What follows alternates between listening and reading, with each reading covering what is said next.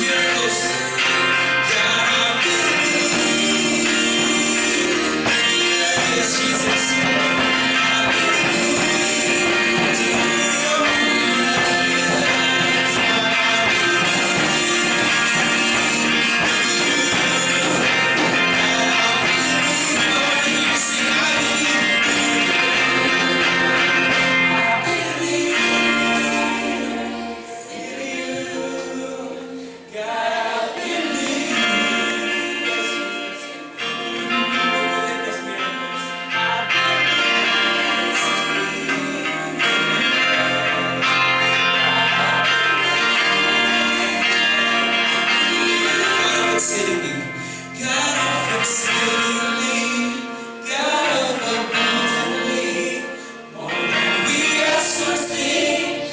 Lord, you will never fail. This model for us, yours is not so blessed, Lord. Everlasting God is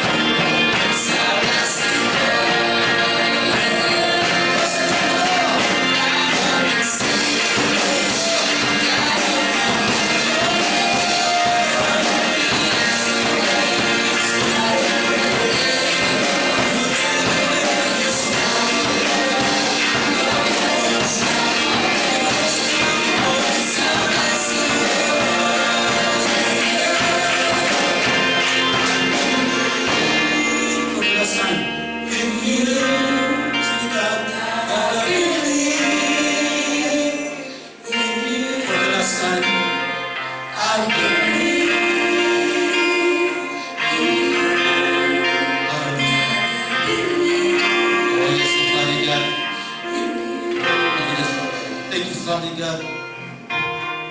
Salamat, Panginoon. Because, Lord, we have a God, we have a Father, Lord, that is exceedingly and abundantly more than that we can ask and think, oh Lord God. And that you will never ever fail, Father.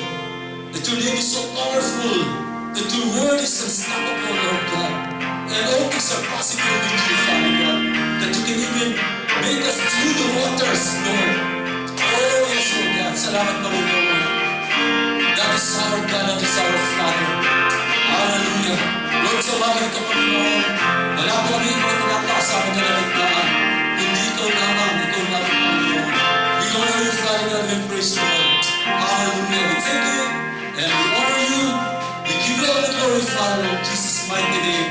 And all of the children of God will shout. Praise God. Praise God. Okay, let's all sit down. Pwede ba ako mag-request na i-occupy na lang natin ating mga seats dito sa harapan.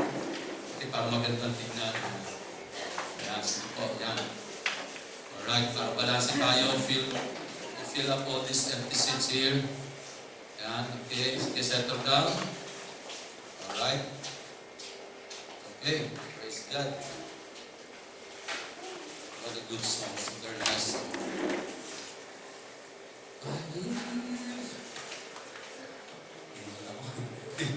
Alright, so praise God. Magandang umaga po sa inyo lahat. Good morning. Welcome sa ating second service. May bisita tayo. Ay, Mr. Vivian.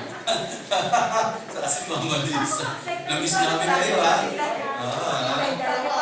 Praise God. Namiss po namin kayo talaga. Okay, so praise the Lord, thank you Jesus. At ngayon po pag-usapan natin ito, no? Bakit ba hindi kapag mainip? Sino dito yung mga naiinip na? Taas ang kamay. Oo, lumala ako sa inyo. Lahat tayo ay, alam po lahat tayo nakakaranas na ngayon ng pagkainip, no? Kailan ba matatapos ito? Kailan ba kami makakapamasyal? Kailan ba makakapag-mall man lang? Diba? Kailan ba namin magagawa yung gusto namin gawin? Nakakainip na. O nakakainip. Let's be honest. Let's admit, no, na talagang tayo po ay naiinip na. Sabi ko ng isang quotation, and let me read it with you. No? Ito po ay quoted from the Keep Inspiring me. Sabi dito, patience is the ability to remain calm when dealing with a difficult or trying task, situation, or person. So ito po ay isang abilidad. No? Ito isang kakayanan. Espesyal na kakayanan kung paano tayo magiging kalmado sa gitna, sabi dito ng mga sitwasyon natin, no? Ng mga difficult situation or even person. Kung paano tayo magiging kalmado, no? Sa harapan ng sitwasyon na kinakaharap natin at sa harapan ng mga taong mga mahirap ispilengin, mga difficult people. Patience is a prominent theme in religion, and many of us have grown up being told that patience is a virtue. Lumaki tayo, no? Na lagi natin naririnig that patience is a virtue. In short, it is the level of endurance you have before getting frustrated. Sabi dito, ang pagiging pasensyoso daw, mapagtimpi, ito ay isang kakayanan, no? Ito ay isang level ng kakayanan kung paano mo kayang mapigilan ang iyong sarili bago ka maubusan ng pasensya o mawala ng pag-asa. So being a steadfast and patient person is not always easy. Hindi madaling maging mapagtimpi. Especially in the face of the pressure and challenges put upon us in modern society. Lalo po sa sitwasyon natin ngayon. Yet, being able to persevere, tolerate delay, and respond to stressful situations without annoyance or anger are all incredibly valuable and noble personality traits. Yung pagkakaroon ng kakayanan na magpigil or matolerate mo yung delay. Alam mo yun, yung talagang kahit na parang tumatagal, kaya mong matolerate at kaya mong mag-respond to stressful situations. Ito raw, without annoyance or anger, ito ay isang, sabi ito, incredibly valuable and noble personality trait. So, bibihirang may ganitong kakayanan. Taas dito ang kamay na may clear pasensya. Muli, taas tayo ng kamay. Mga mainipin, no? Mga madaling mainip. Alright? So, ngayong umaga, ito yung pag-usapan natin, mga kapatid. Bakit hindi dapat mainip? Ang ating teksto ng pagbabatayan ay sa Juan, Kabanatang 11, at may mga ilang piling talata tayong babasahin. So, bakit hindi dapat mainip? So, pagtiwalaan natin ang Diyos sa kanyang tatlong bagay. Una, sa kanyang panahon. Pangalawa, sa kanyang pamamaraan. At pangatlo, sa kanyang pananalita. Yung tatlong bagay na yan, ang pag-uusapan natin. Mahalagang pagtiwalaan natin ang Diyos sa kanyang panahon, sa kanyang pamamaraan, at sa kanyang pananalita. Okay. So dito, mayroong tatlong mahalagang aral tayong malalaman sa Juan, Kabanatang 11. Ito pang kwento dito ay, nung babalik pa ni Jesus, nang kaibigan niya si Lazarus ay may sakit na kritikal, dumating yung balita kay Jesus. So nagtataka yung mga alagad niya, no? Bakit hindi nagpadali si Jesus upang pagalingin si Lazarus? At sabi dito, nanatili pa sa loob ng 2 araw bago umalis, at pagdating na Jesus sa Betanya, sa tahanan ni Lazarus at ang kanyang 2 kapatid na babae, nalaman niya na si Lazarus ay namatay na 4 na araw na, no, na mas maaga. So dito kayo mga alagad, sabi nila pagkalito ang Panginoon. Sinabi na namin sa kanya, kritikal ang kaibigan mo. Pero nagpakayakay pa si Jesus sa Jerusalem. At parang hinintay niya pang mamatay. So nagpakayakay sa kanya. Ba't gano'n? Ba't gano'n yung naging reaksyon Panginoong Hesus, lahat tayo mga alagad. So ngayong umaga, yun ang pag-uusapan natin mga kapatid. Minsan, dahil sa sitwasyon natin, dahil sa urgency, no? ng sitwasyon, na parang, kailangan ng gawin ito, kailangan ng mangyari ito. At pagkatapos hindi nangyayari, ang tendency sa atin ganito. Una, naiinip tayo at nagkakaroon tuloy tayo ng pag-aalinlangan sa plano ng Diyos. Tignan ito, sa talatang 7-8, sabi dito, nung sabi ng mga alagad niya, okay, sabi ng Panginoong Hesus, sige, pupunta tayo sa bitaan niya, babalik tayo doon. Sabi ng Panginoon, pagkatapos ito, sinabi sa kanyang mga alagad, magbabalik tayo sa Judea, sa Bethany. Sumagot ang mga alagad, Rabbi, or Guro, hindi po ba kailangan kayo tamakailan lahat ng pinagtakaan kayong batuhin ng mga tao? Bakit pupunta na naman kayo doon? So dito mapapasin natin mga ba't tayo babalik doon? Parang kung babasahin natin yung isip nila, bakit? Kung sinabi natin siya namatay, may malubha na si Lazarus, pwede mo naman siyang pagalingin kasi naniniwala naman sila mga pangyayari ng Panginoon.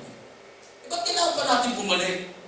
Di ba pinagtangkaan naman tayong patay ito? So dito, nagkaroon na sila ng pag-aalinlangan sa plano ng Diyos. Minsan ganyan tayo mga kapatid, di ba? Pag nahihinig tayo sa sitwasyon natin, dumarating tayo sa pagkakataon na nag-aalinlangan na tayo kung ang Diyos ay may pakialam pa ba sa atin o meron pa bang plano para sa atin ng Panginoon. Amen? Aminin, sino dito yung minsan, gano'n na tayo eh. Dahil nainip ka na, tayo hintay, aasa, pero parang walang nangyayari. So nagkaroon ka na ng pag-aalinlangan. Ganyan ang nangyari dito. Hindi lang yan. Minsan, nagiging mas marunong na tayo sa Diyos. Dahil hindi ka na makapaghintay, gumawa ka na ng diskarte mo sa sarili mong pamamaraan. Tingnan niyo po ito. Sabi ng Panginoon, idinugtong pa ni Jesus, natutulog ang kaibigan natin si Lazaro. Pupunta ako doon upang isili siya. Tingnan niyo yung sagot ng mga alagad. Sabi nila, Panginoon, kung natutulog lang po siya, gagaling siya. Parang sinasabi dito, kung natutulog lang yun, hindi dapat gumaling siya. Bakit namatay? Marunong pa sila eh. Di ba? Parang kasi nagagalit sila, nadidisappoint sila sa Panginoong Hesus. Bakit? 2 days ago, sinabi na sa kanya, Rabbi, o Guro, yung kaibigan mo kritikal. Pero nakita nila si Jesus parang wala lang. Kaya anong nangyari sa kanila, yung mga sumunod na mga araw, hindi na sila, nagduda na sila sa plano ni Jesus. Pangalawa, naging mas marunong na sila sa Diyos. Naging mas marunong na sila sa Panginoong Jesus. Kung natutulog lang yun, bakit namatay? Parang gano'n na ibig sabihin niya. Diba ganyan na minsan eh. Minsan dahil nga nainip na tayo, parang wala nangyayari, at didiskarte ka na ng sarili mo lang hindi mo na tawag dito,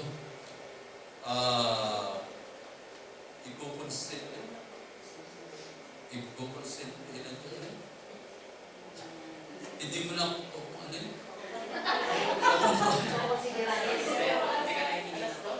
kukumprontahin. Kaya na. Nang hindi mo na sasabihin sa Panginoon, no?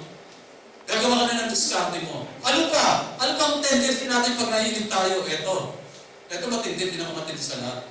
Naninisi na tayo ng Diyos. Tingnan niyo nangyari dito. Nung dumating ang Panginoon Hesus doon sa Judea, nabalita ni Marta, sinalubog siya ni Marta, si Maria na iwas sa bahay, sinalubog siya ni Marta, ito ang banat ni Marta. Panginoon, kung narito po kayo, hindi sana namatay ang kapatid ko. Sarcastic. No? Sarcastic yan. Pag tinignan niyo sa komentary, yung emosyon na meron yung po pananalita na yan, sarcastic po yan. So, parang ganito yan, mabuti naman dumating ka pa. No? Kung dumating ka na sana agad, di buhay pa yung kapatid ko. Parang gano'n ang tono niyan. No? Sabi dito, kung narito po kayo, hindi sana namatay ang kapatid ko. Di ba ganyan din tayo minsan? Ano, hindi nangyari, may hindi magandang nangyari sa pamilya natin. Diba? Sisisihin na natin ang Panginoon. Sisisihin na natin siya. At higit sa lahat, pagdududahan na natin siya. Or magiging mabigat na yung kalooban natin, sundin pa siya. Tignan niyo po ito. sabi ni Tomas, kilala naman natin si Tomas, ito yung ito yung mapagduda the doubting Thomas, di ba? Ito yung nagsabing, nung nabalitaan niya ang buhay sa Jesus, sabi niya, hindi ako naniniwala, hanggat hindi ko siya nakikita, hindi ko na isusot yung aking daliri sa butas ng kanyang palad. Siya yun si doubting Thomas Ano sabi ng Panginoon sa kanya? Alam mo, Tomas, mapalad ang mga naniniwala ng hindi nakakita. Kaya tayo mapalad tayo kasi nanampalataya tayo kay Jesus na hindi naman natin siya nakikita Kaya mas mapalad tayo. Dito, ito na naman, barangkada na naman si Tomas sa kanyang mga padali. Sabi niya, sinabi ni Tomas na tinatawag na kambal sa kanyang mga kasama, hindi naman, sumama tayo sa kanya, maganda matay tayo lahat, kasama niya. Ganun yan, ganun ang tono niyan. No? Sabi niya, sumama tayo sa kanya, namamatay tayo kasama niya. Then bad trip na sila, nainip sila nainip sila, gusto nilang unahan na nila sa mga plano, unahan na nila sa Jesus sa kanyang mga plano. Kaya, nung nagsabi ang Panginoon, tara na, pupunta na tayo ng naku. Pinagbantaan na nga tayo, balik pa tayo doon. Sige, bahala kayo, sumama na nga tayo sa kanya, mamatay tayo kasama ng tao niya. Paano gano'n na nangyari? Mga kapatid, bisang gano'n tayo sa harapan ng Panginoon. Dahil nga, parang ang tagal. No? Parang naaantala yung gusto mong mangyari. Dahil nakikita mo, hindi ito yung inaasahan mo. Hindi ito yung gusto mo. Hello? Lahat tayo ganyan. Ako po, ganun ako No? Hindi ito inaasahan ng Panginoon Naiinip ako. So yun ang mga nagiging nararamdaman natin. Mga kapatid, huwag tayo mainip. Amen? Bagkus pagtiwalaan ng Diyos sa Kanyang panahon, pamamataan, at pananalita sapagkat, number 1, ang Diyos ay may tamang panahon ng Diyos sa lahat ng bagay. Hindi po. Ang Diyos hindi siya maaga, hindi rin siya nahuhuli. Lagi nasa oras. Kaya kung sasabihin, wala naman kung nagdidili yata, mukhang Hindi. Lahat may tamang oras ang Panginoon. Ang ating panahon ay hindi panahon ng Diyos. Kung minsan ang panahon ng Diyos ay madalas na nararamdaman natin na parang isang mahabang nakaiinip. No? Napagkaantala. Ano naman yan? Tagal naman. Kailan mo matatapos ng pandemic na ito? Kailan mo matatapos ng pandemonyo ito? Diba? Although, may good news diba?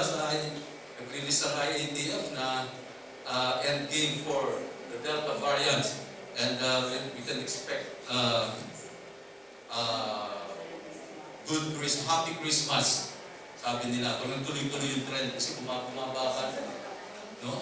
Then dumami na yung vaccinated at saka talagang bumababa na yung kaso ng COVID. Maraming bansa, tapos na sila. Israel, tapos na, normal na sila. And hopefully Philippines, although sabi nila hanggang 2026 ang ina-expect nila bago tayo makarecover. Pero tayo mainit, walang imposible sa Panginoon. Amen? Matatapos din ito. Hindi nahuhuli ang panahon ng Panginoon. Kahit na minsan ito'y parang isang nakaiinip. Napakahaba at nakaiinip na pagkaantala, mga kapatid. Sabi sa Habakkuk chapter 2 verse 3, ito si Propeta Habakkuk, sabi ng Panginoon sa kanya, si Habakkuk naiinip na Ano ba ang plano mo sa iyong bansa? Ano ba ang plano mo, Panginoon, Yahweh? Sabi ni Yahweh sa kanya, ito, isulat mo, sapagkat hindi pa panahon upang ito'y maganap. Sabi ng Panginoon sa kanya, hindi pa panahon, pero isulat mo na. Bakit? Mabilis na lilipas ang panahon at mangyayari ang ipinakita ko sa iyo, bagamat parang mabagal ito, hintayin mo, kapatid, bagamat parang mabagal ang tugon ni Lord sa iyong panalangin, hintayin mo. Isulat mo. Isulat mo.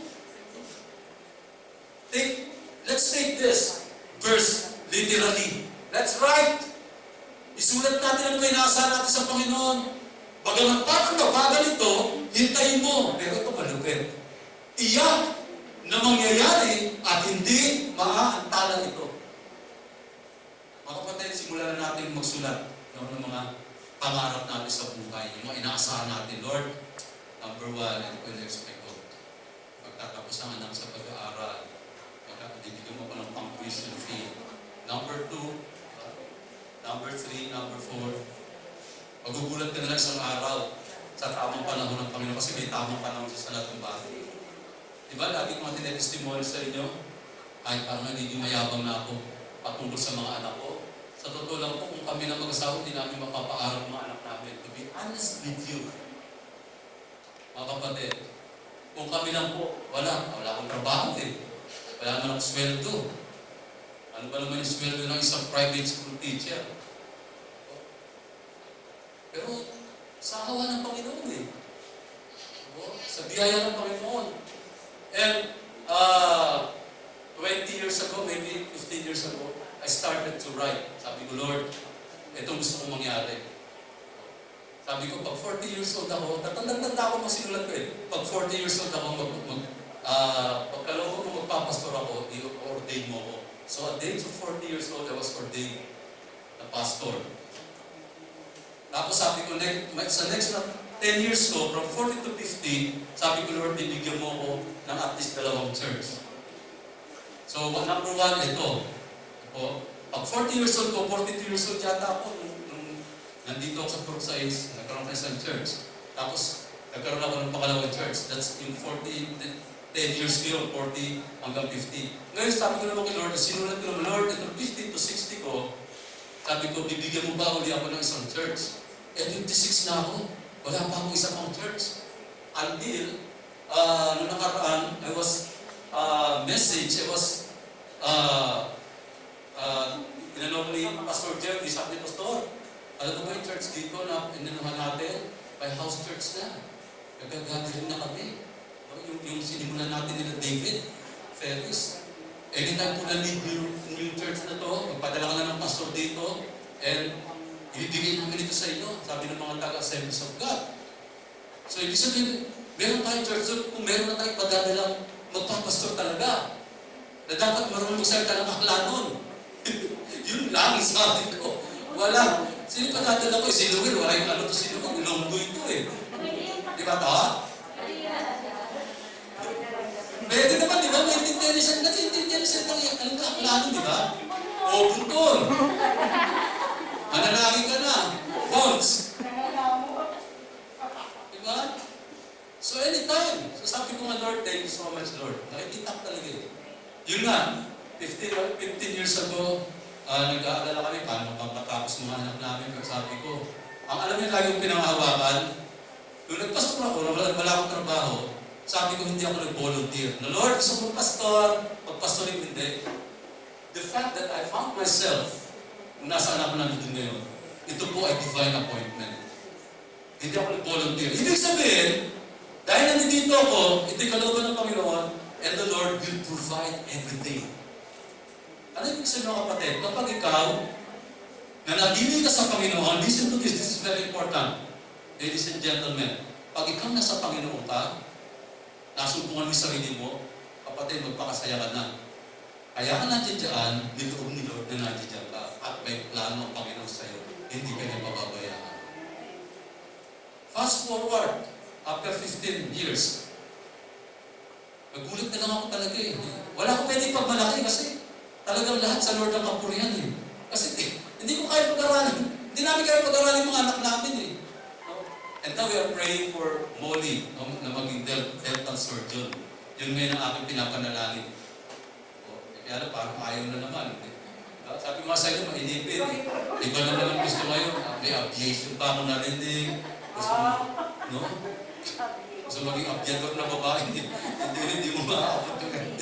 So anyway, no? Hindi masama eh. So, nakasulat niya sa akin, no? Yung mga prayers ko na si Molly maging dental surgeon, si Jaja, kung malawang ba ng Panginoon, makakuha ka siya ng isa pang, gusto niya pang magkuha ng isa pang course, no? Kung gusto niya.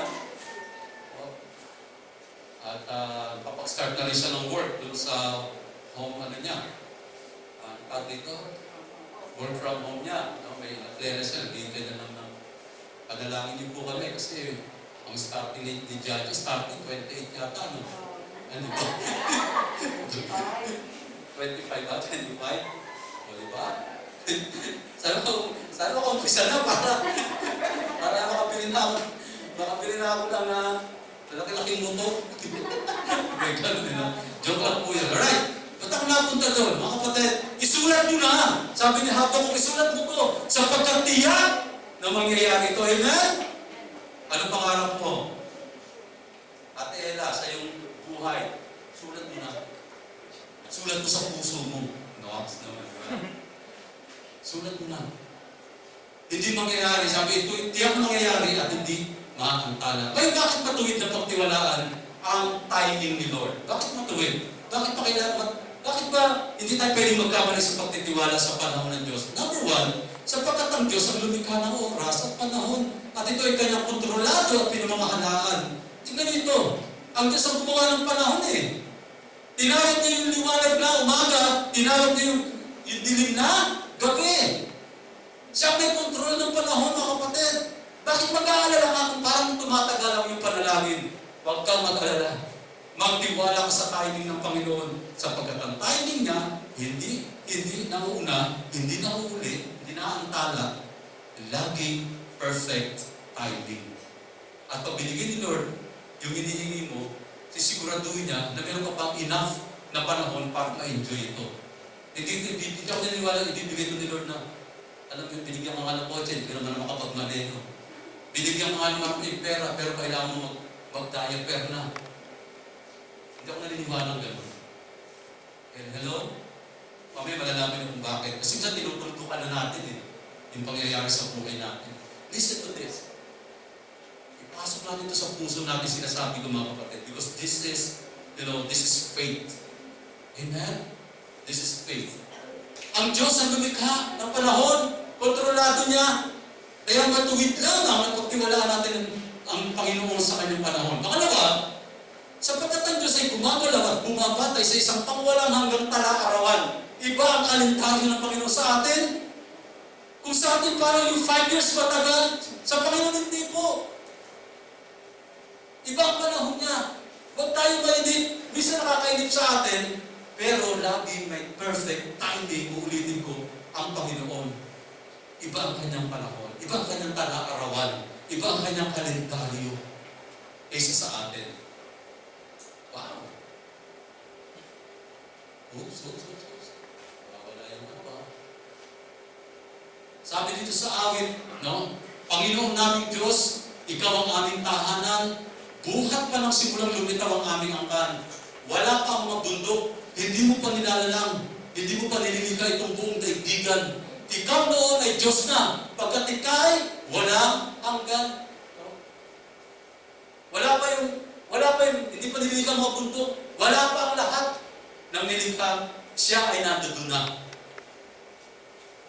Iba, mga kapatid, iba ang panahon ng ating Panginoon. Iba ang panahon ng Panginoon nating pinagkakatiwalaan. Iba kaysa sa atin. Kaya hindi niya tayo pwedeng sisihin na dito sa atin, sa kinilalagay natin, kung minsan, nasisisi natin siya. Naintindihan ni Lord yun eh. No? Nakita niyo yung pinost ko rin yung bata na natapon niya yung mga juice niya. Sabi niya, I gotta clean this. Ang pinong bata, di ba? Sabi ko kanina, yung pinanonood, sabi ko, siguro ganun yung tingin. Pag tinitingnan tayo ni Lord mula sa itaas, siguro ganun ang tingin niya sa atin eh. Hindi natin alam yung mga ginagawa natin. Hindi natin alam yung mga nagiging reaksyon natin. Pero okay lang sa Kanya. Bakit? Iba kasi ang Kanyang tala-arawan, mga kapatid. Pangatlo, bakit matuwid ng pagtiwala ng panahon ng Diyos? Tanda natin ang pagkaantala, yung delay minsan. Yung isa naantala yung hinihiling natin, yan ay hindi nangangahulugan ng pagkasira ng plano ng Diyos sa atin. Hindi ibig sabihin dahil tumatagal yung hinihingi mo ay parang sumira na si Lord sa kanyang plano sa atin. Hindi po. Hindi pwedeng mangyari. Ito, sa Galatians chapter 4 verses 1 to 5, ikikwento ko na lang. Ang kwento dito, sa kanila sa Hudyo, yung mga bata, hanggang hindi pa sila lumarating sa hustong edad, sila po ay nasa ilalim ng pangangasiwa ng mga katulong. Hindi pa sila amo. Ganun sa kanila. Hanggang dumating yung pagkakataon na yung kanilang ama mismo ang magtakda. Okay, mula ngayon, amo ka na. Doon lang, no? Yung pagkakataon na pwede niya ng utusan, yung mga alipin. Alila nila sa kanilang tahanan. No? Doon pala sa panahon na yon, pag sinabi ng tatay niya, mula ngayon, ikaw ay isang galap ng amo. Pero habang bata ka pa, nasa ilalim ka pa rin ng pangangasiwa ng mga alipin. Kaya susunod ka pa rin sa mga alipin. Ganun ang ginawa ng Panginoon. Dati tayo ay, nung wala pa tayo sa Panginoong Jesus, hindi tayo tumatanggap sa Panginoon, tayo po ay nasa ilalim ng pangangasiwa ng kautusan. Kailangan natin tupdin ng kautusan. Kaso hindi natin kayang matupad dito. Hindi natin kayang matupad. Alam niyo, ang batayan ng kaligtasan ng araw, para kaligtan ka ng Panginoon, kailangan masunod mo ang kautusan. Ang kautusan po ay 360 mahigit na kautusan yan.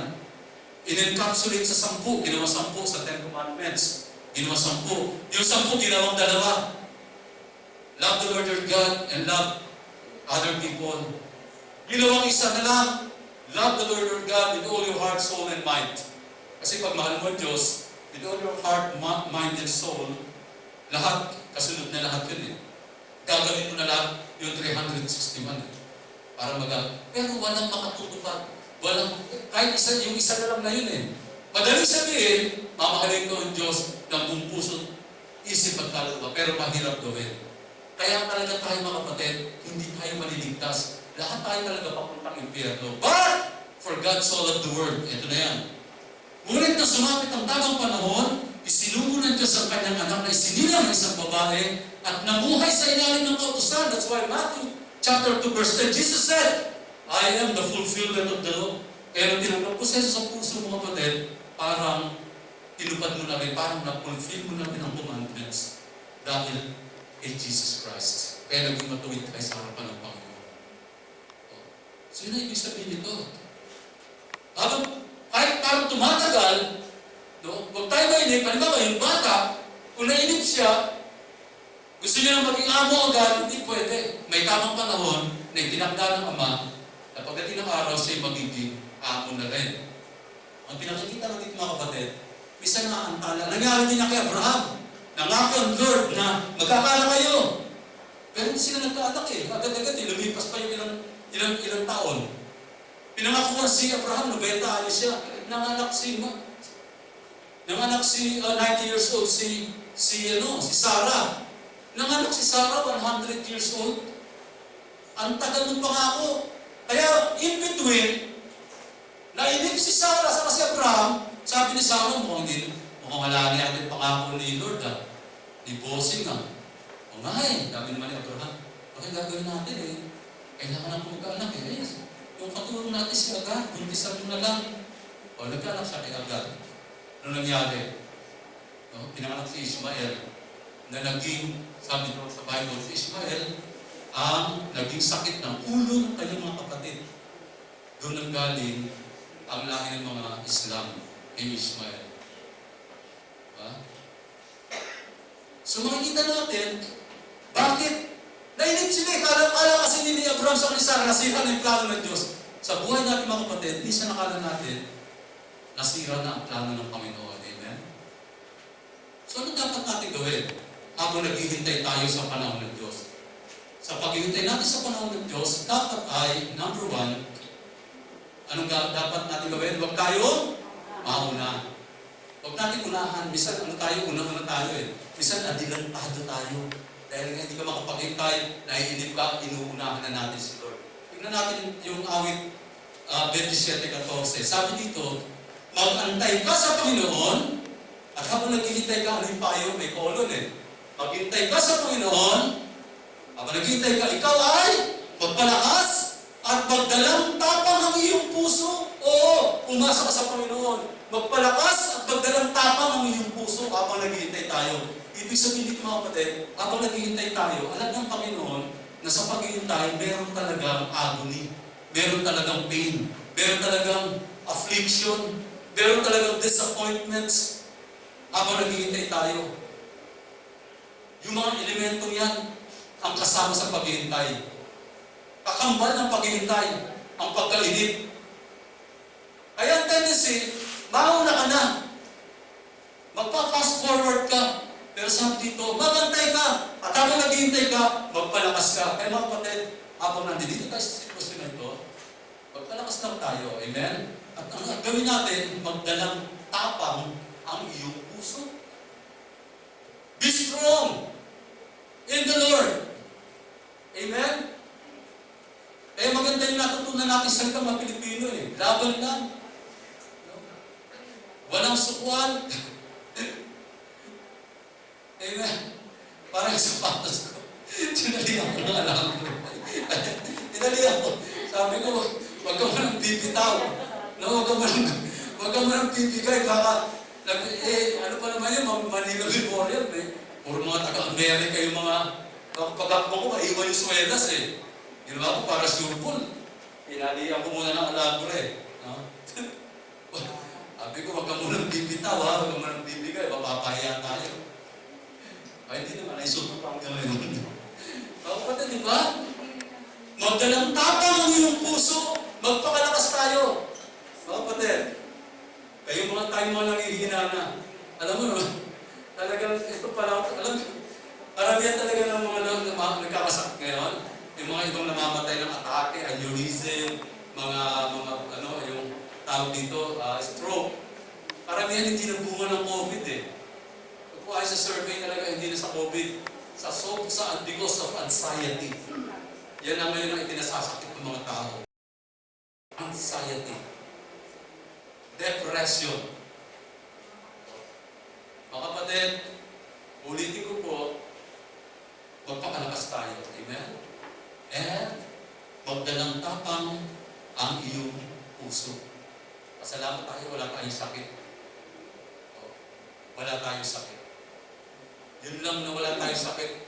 Malaking dahilan na para maging malakas tayo at magdalang tapang sa harapan ng Panginoon. Oo, umasa ka sa Panginoon. Pangalawa, unawain ang layunin ng Diyos sa pagkaantala. Minsan kaya nadidelay, baka may layunin eh. Minsan ito ay para sa ating proteksyon. Sabi ng awit 33:20, hinintay ng aming kaluluwa ang Panginoon, siya'y aming saklolo at aming palasat.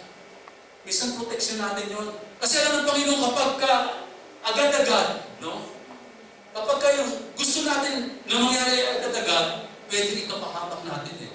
Tandaan natin, hindi natin nakikita ang resulta ng mga gagawin natin, lalo yung mga bagay na pabigla-bigla natin gagawin. Hindi natin i-considera yun eh. Hindi natin nakikita eh. Amen? Ang naunawaan lang natin, yung pasyang gagawin mo, o yung ano tawag dito, yung gustong-gusto mo itong gawin kagad-agad, nang hindi mo na to-consider, hindi mo nalalaman kung ano magiging resulta nito. Alam natin ang Panginoon, ano siya omnipotent siya omniscient siya Alam niya kagad eh. Kaya sabi dito, minsan yung pagkaantala, minsan yung panalangin natin, bakit hindi tinutugin ni Lord? Parang nadidelay, mga kapatid, because this is actually God ways, of protecting us. Ito yung protection natin. Pangalawa, hindi ng protection, kundi paghahanda. Inihahanda tayo ng Panginoon. Kasi pag pinagpala ko itong alam mo na ito, agad-agad, alam mo ito, makakalimot sa akin ko. Pag binigyan ko ito ng maraming pera itong anak ko na ito, makakalimot ito sa akin. Di ba, may sabihin prayer tayo, Lord, bigyan mo lang po ako ng maraming pera. Maglilingkod po talaga ako sa iyo. Tutulong ako sa mga mahihirap. Sabi ng Panginoon, nakita ko ang future mo. Alam ko ang future mo. I-delay ko muna, anak. Ahayaan ko munang lumalim ka sa iyong pananampalataya. Ahayaan ko munang matuto kang magtiwala sa akin sa gitna ng mga sitwasyon mo sa buhay. Inihahanda tayo ng Panginoon.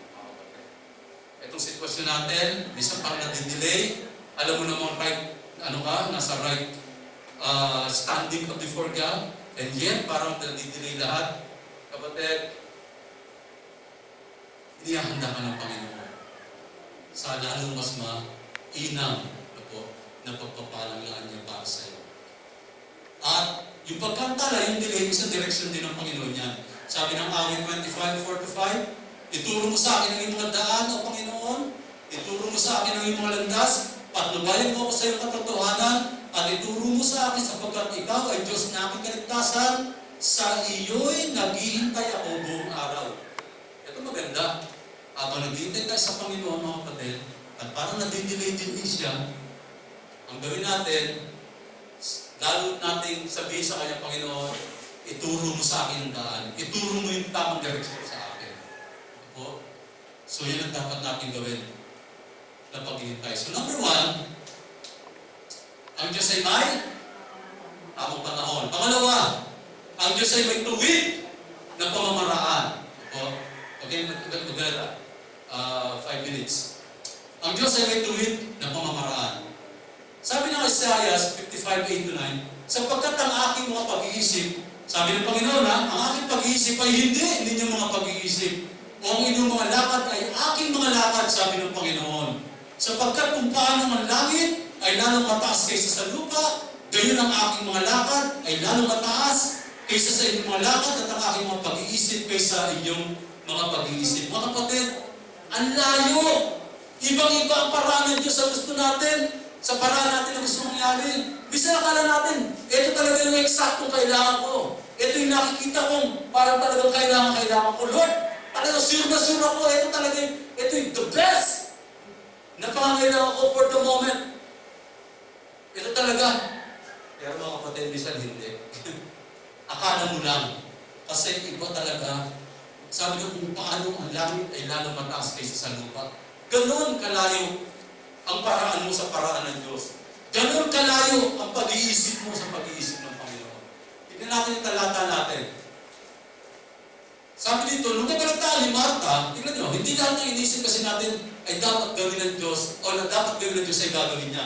Kasi minsan, Lord, dapat kasi ito ginawa mo eh. Kasi sure na sure talaga ako, ito talaga yung need ko eh. Tignan mo to. Nung nagkalataan ni Marta na dumating si Jesus, sinalubong niya ito. Ngunit si Maria naman naiwan sa bahay. Siya naiwan si Mary sa bahay. Si Marcos sumalubong agad. Alam mo bakit siya sumalubong? At atera siya na gusto niya kagad sumbatan si Jesus. Kung ano ba yung dapat niyang ginawa? Ayan, patay na yung kapatid ko. Sinabi ni Marta, Panginoon, kung narito po, kung narito po kayo, hindi sana namatay ang kapatid ko. Wow, hindi na kapagintay sa bahay, di ba? At sinalubong si Jesus para ng sumbatan. Diba? Ito rin si Marta. Ito rin si Marta yung nung dumating si Jesus, dumalaw sa bahay niya, nung buhay pa si Lazaro. Ito rin yung abala-abala sa pagluluto. Si Maria umupo sa harapan ng Panginoon, nakinig kay Jesus. Sabi ni Marta, Hoy, Maria, tulungan mo ako dito. Panginoon, sabi mo nga sa kapatid ko, tulungan ako dito. Ano sabi ng Panginoon Jesus kay Marta? Marta, masyado ka nagiging abala sa maraming bagay. Hindi mo alam, mas mainam ang pinilit ng iyong kapatid. Mga kapatid, isa mas mainam na makinig tayo sa Panginoon. Isa maging abala tayo. Isa mag-una-una tayo. Ano? Una-una to eh. Si Marta eh. At tignan yung kataterahan niya. Sabi niya dito, ito sana ginawa mo. Kung nandito ka lang, di buhay pa sana si Lazaro. Diba? Hindi lahat ng iniisip natin dapat gawin ng Diyos ay gagawin niya. Pangalawa, hindi lahat ng iniisip natin ay matuwid para gawin ng Diyos sa atin. Akala natin talagang yun yung dapat mangyari. Nangyari yung kay Job. Si Job nga, na puro bukol yung katawan, namatay yung mga kapatid, nasunog lahat ng ari-arian, pasensyoso yung mama. Sabi ng Bible, di walang lumabas na negatibo sa kanyang bibig para sa kanyang Panginoon. Pero yung mga nakapalibot, yung mga kaibigan, pati yung asawa, ano sabi ni Job? Kung ako sa'yo, lalapit na ako sa Diyos eh. At ang aking kalagayan sa kanyang idudulog. Mga dakilang gawa niya, hindi natin maunawaan. Mga kababalaghan niya, walang katapusan. Ang ganda na sinabi, pero pag tinuloy mo yan, ang pangit. Parang yung karuto nito sabi niya, alam mo, isumpa mo na ang Diyos mo, pagkatapos mamatay ka na. Yung isa ng mga kaibigan sabi niya, siguro, ang dami mong kasalanan ginawa, kaya ako pinahihirapan ng Diyos mo. O, sabi dito mga kapatid, hindi lahat ng iniisip natin na matuwid para gawin ng Diyos sa atin ay gagawin ng atin. Sa kanila natin kasi tama ito eh. Lord, ito talaga nakikita ko kung kailangan ko. Hindi po. Malayo. Iba ang paraan ng Diyos sa paraan natin. Iba ang pag-iisip ng Diyos sa pag-iisip natin. Amen? Amen mga kapatid? Wow! So minsan, mga kapatid, ang kailangan lang natin Ipinagkakaloob ng Panginoon ng karapatang maunawaan ang kanyang pamamaraan sa mga nananampalataya nagtitiwala.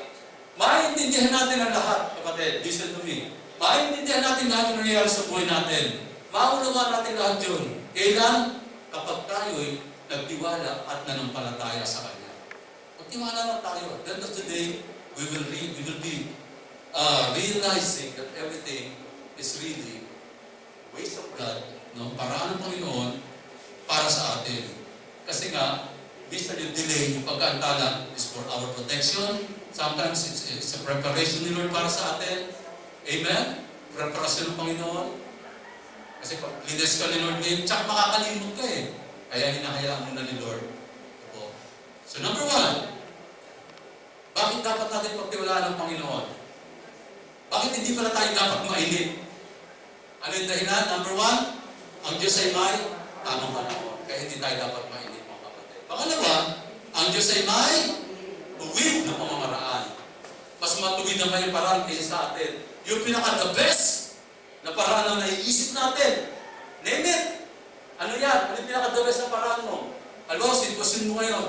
Wala tayong pera. Ano yung pinaka-the best mo naiisip? Di ba the best natin naiisip? Siguro, natawa si Baby Jane. Pangutang. Oo, tama.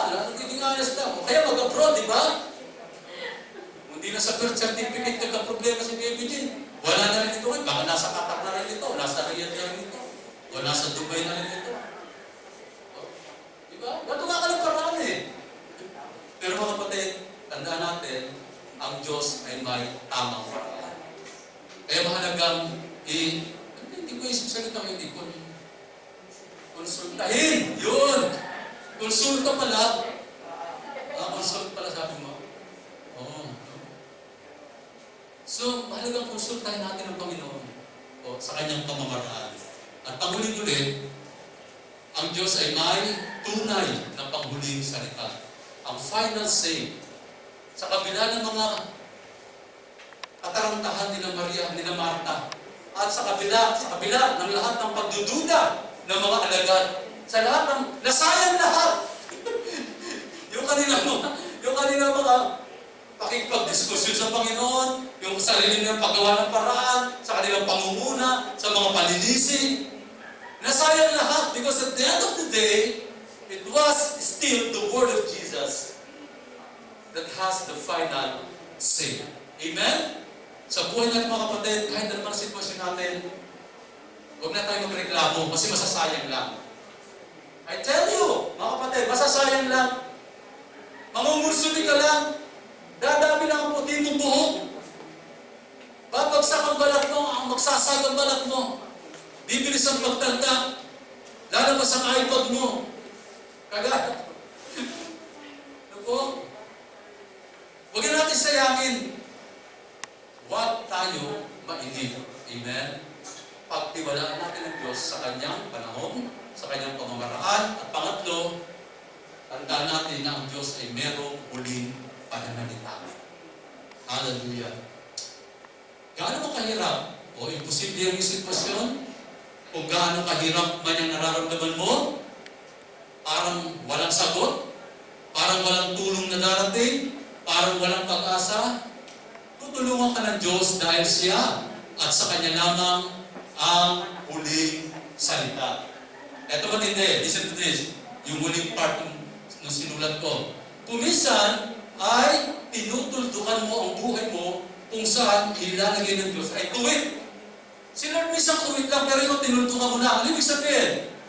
Wala na akong pag-asa siguro, nag-ahit na talaga to. Okay Lord, sige. I'm done. I surrender all. Makanta ka pa, I surrender all. Diba? Tinuldukan mo na. Lord, kung ito po ang kalooban mo sa akin, ang maghirap at magpakasakit sa buhay na ito, buong puso ko kung tinatanggap, period. Tignan natin yung pangyayari, yung muli-muli. Makakuha tayo ng magandang leksyon dito. Ito na, last verses, 38-39. Muling nagagapat ang kalooban ni Jesus pagdating sa libingan. Ang eksena, okay, sinabi na ni Marta yung dapat niyang sabihin, sinisi na niya ang Diyos, Panginoon Jesus naman, dinalagnaki po, punta sila sa libingan. na pinaglibingan kay Lazaro. Doon sa libingan, sa yungib, kasi doon, yung mga nililibing nila sa yungib, hinaharangan ng malaking bato. Sabi dito, ang pinaglilibingan kay Lazaro ay isang yungib na natatakpan ng malaking bato. Yung malaking bato, ito po ay nangangahulugan dito, ang ibig sabihin dito, tuldok. Na yung taong nasa loob noon, patay na. Amen? Tapos na, patay na. Nilagyan na naman ng malaking bato eh. At ang bumubuhat ng malaking bato na yan para alisin, kailangan mo ng 20 katao para tanggalin yung bato na yan sa libingan. Pero sabi dito ng Panginoong Hesus, alisin ninyo ang tuldok. Alisin ninyo ang bato. Sabi ni Marta, marangkada na naman si Marta at Tatera. Yung lamang po, Panginoon, babaho. Patay na yun eh. Yung Marta, tuldok na. Tinuldukan niya na yung sitwasyon. Wala na, patay na, babaho na. Pero sabi ni Jesus, alisin ang bato. At yung sumunod na eksena dito, nung natanggal yung bato, sumigaw ang Panginoon, Lazaro, lumabas ka. At lumabas si Lazaro. Ito, habang natatanggal yung grave cloth na nakabalot sa kanyang katawan. Nagulat ba yun sila? Mga kapatid, sa buhay natin minsan, tinutuldukan na natin. Minsan yung sitwasyon natin, hinaharangan na natin ng malaking bato. Ulitin ko pa mga kapatid, huwag mong tuldukan ang sitwasyon mo. Amen? Huwag kang mainip. Iba ang panahon ni Lord, iba ang kalendaryo niya, iba ang kalakarawan ng Panginoon. Hello? At sisiguraduhin ni Lord, titirang ka niya ng enough na panahon, enough na time para ma-enjoy mo yung araw na yon na inilaan niya para sa iyo. He will make sure about that. He will make sure for that. Pag ang blessing galing ni Lord, may enjoy mo sigurado. Pero pag ang blessing ay ikaw ang nag-generate with your own effort, with your own ability, knowledge and capability, I tell you, enjoy mo. Pero pag nawala, madaling mawala eh. Saka yung tinatawag yung sinasabi ng humpak. O yung kagalakan. Ibig sabihin, walang laman, hollow. Pero pag ang blessing galing sa Panginoon, just wait for it. Don't worry. Don't be impatient. Huwag kang mag-alala kasi titirahan ka ni Lord ng panahon, ng lakas para ma-enjoy mo yung pagpapalang inila niya para sa iyo. Amen? Amen? Huwag mong tultukan. Huwag mong lagyan ng bato. Kaya sabi ni Jesus, alisin ang bato! Huwag! Mabaho na! Patay na! 4 na araw na po yan! Baka makamoy! Marta talaga tapos na lahat eh. No, tinultukan niya na eh. Nalimutan niya kayang bumuhay ng patay ng Panginoon. Kapatid, ngayong umaga, kung ang pag-asa mo patay na, ulitin ko, sabihin ko sa iyo, si Jesus ay kayang bumuhay ng patay. Amen? Praise God. Hallelujah. Ano na ngayon? Ayun. May tiger na ako eh. Sakto. Amen? Huwag mainip, mga kapatid. Pagkiwalaan natin ang Diyos sa Kanyang panahon, pamamataan, at pananalita. Okay, tayo lahat. Hallelujah. Woo! Praise God, praise God. Awitin nga natin itong inawin natin kanina, ang magandang song na ito. Praise God. Hallelujah. And the Lord's take it up. O sige, habang inaawit ko ito, invite the leaders to distribute yung ating pong bread and wine. Sabihin sa akin, bread and butter. Habang inaawit ng music team, ito pong song na ito. Sige, leaders, please. Manatili po tayo nakatayo. Oh, we praise the name of Father God. Thank you, Jesus. Oh, we honor you. There is no fear, 'cause I believe. There is no doubt, 'cause I have seen your faithfulness. Amen. My fortress, Yes, Lord.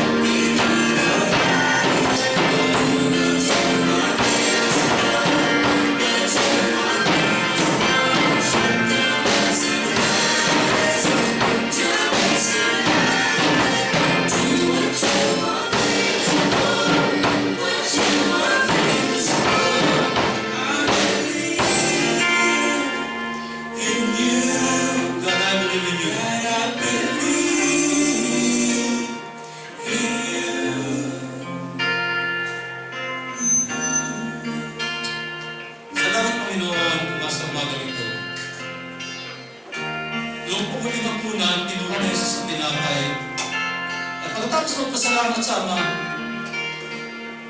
ito ang kanyang winika. Narito ang aking katawan, na aking inihahandog para sa inyo. Tanggapin ninyo ito at kanin. At sa tuwing gagawin ninyo ito, gawin ninyo bilang pag-aalaala sa akin. Ngayon mga kapatid, sa pagtanggap natin ng tinapay na ito ay ating inaalala ang pag-ibig ng Panginoon nung binigay niyang kanyang buhay para sa ating kaligtasan. At sabi ng Panginoon, dahil sa kanyang mga sugat, tayo lahat ay nagsigaling. Kaya sa pagtanggap natin ito, kasama tinatanggap natin ngayong umaga ang kagalingan sa ating mga karamdaman. Panginoon, maraming salamat naman sa iyong katawan na nabayugay sa krus ng Kalbaryo at ibinigay mo para sa amin, Panginoon. Sa umaga nito, tinatanggap namin naman at tinapay na ito kasabay, Panginoon, ang aming kalusugan at kagalingan sa aming mga karamdaman. Sabay-sabay po natin kainin.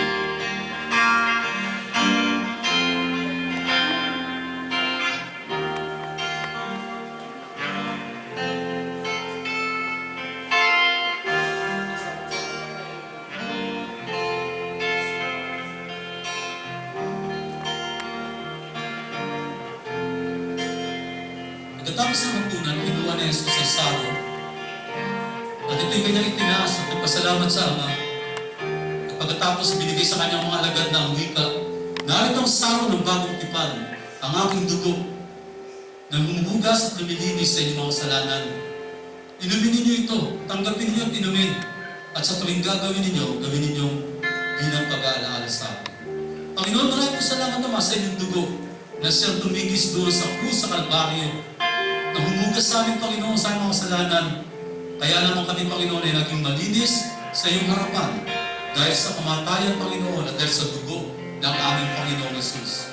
Tinatanggap namin, Panginoon, ang iyong dugo sa umaga nito at kasabay nito, Panginoon, ang aming kalinisan, pagiging matuwid sa iyong harapan dahil kay Kristo na aming Panginoon. Sabay-sabay po natin inumin.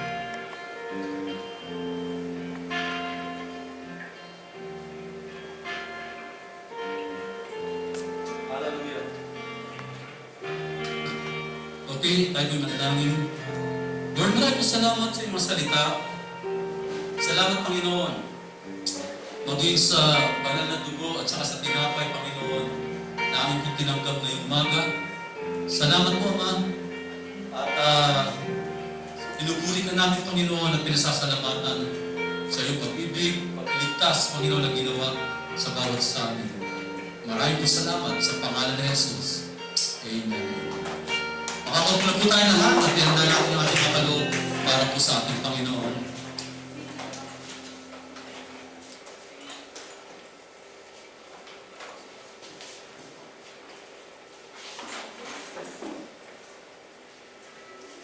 So let's pray po for our offering. Lord, thank you for this day, Lord God. Thank you po sa mga salitang na pinarinig ko sa amin, Lord God, at pinitinday. Lord, thank you po, Lord God, na as we give our tithes and offering today, Lord God, we will give you the best, Lord God, because you are the best. And Lord God, bless this offering, Lord God. Alam ko po na gagamitin niyo po ito para sa sa community din po ng sa mga gawain mo, Lord God. And Lord, again, we thank you, Lord God, and we praise you, Lord. In Jesus' name we pray. Amen.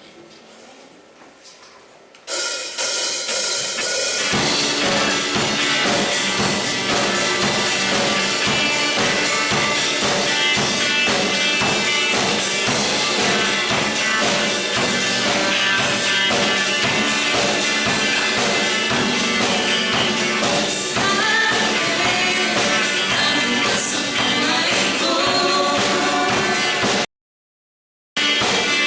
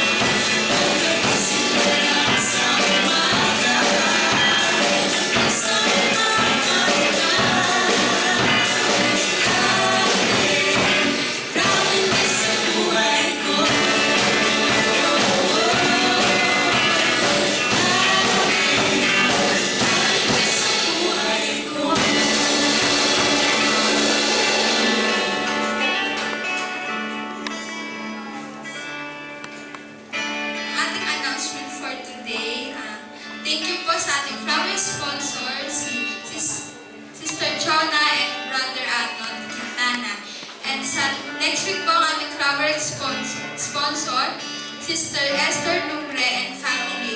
At happy birthday po sa mga sumusunod. October 3, Mean Cruda. October 6, Jamie Arcilia. October 8, Julian Pascual. Ayun na po. At sa ating benediction, tawagin po natin si Pastor. Okay, praise God. Ano pang announcement? Wala na? Okay, may iwan po leaders ha. May-meeting na tayo sandali. Let's all stand up. Tayo po tayo. Hindi po. Hallelujah. Panginoon, maraming po salamat sa iyong mga salita natin narinig dito. Salamat po sa iyong paalala sa amin, Panginoon, mula sa iyong mga salita. Huwag kaming mainip. Pagtiwalaan namin, Panginoon, ang inyong panahon. Kasi meron na talagang panahon. Perfect timing. Ganun din, Panginoon, pagtiwalaan namin ang iyong pamamaraan. At higit sa lahat, Panginoon, ang iyong mga salita, nasa iyo ang panghuling salita. Nasa iyo, Panginoon, ang final say. Kaya sa umaga nito, Lord, uuwi kami, Panginoon, baon ang mga katotohanan nito sa aming mga puso. Maraming salamat, Panginoon, sa aking mga kapatid na namin dito ngayong umaga. Dalangin ko, Panginoon, ay puso mo patuloy, Panginoon, ang pagpapala. Asbas sa bawat isa, Panginoon. At tinataas nga pala natin, Panginoon, sa iyo si Teacher Saul. Panginoon, sa kanyang karamdaman, meron po siyang myoma na kailangan kong alisin. Kaya tinataas namin, Panginoon, kung ano yung pangangailangan niyang pinansyal, Panginoon. At Lord, Father God, we declare, Panginoon, protection. Protection, Panginoon.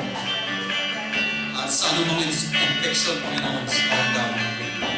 Pinagkakatiwala namin sa iyo, Panginoon, ang pagalingan ni Teacher Saul. So maraming salamat, Panginoon, sa umaga nito.